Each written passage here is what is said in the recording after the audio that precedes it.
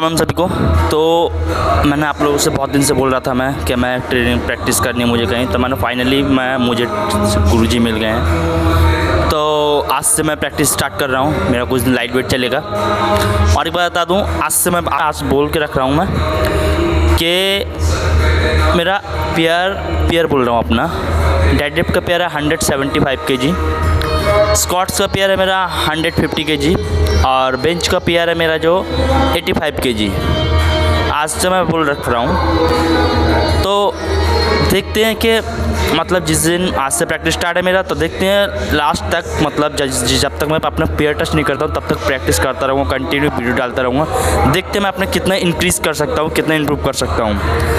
तो देखते रहो आप लोग, प्लीज़ लाइक करो।